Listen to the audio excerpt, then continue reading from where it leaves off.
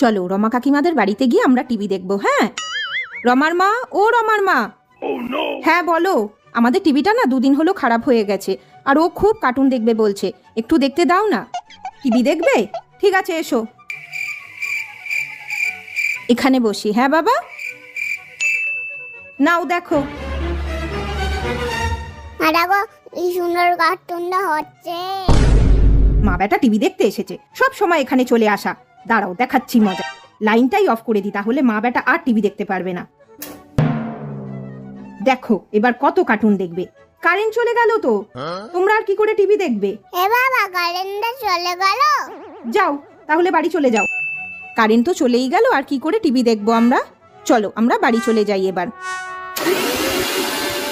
মিক্সিটা চলছে, তার মানে কারেন্টটা ছিল, ইচ্ছা করে বন্ধ করে দিল, বুঝলি তো বাবান। চলো আমাদের যখন টিভি ঠিক হবে আমরা তখন দেখবো। হ্যাঁ।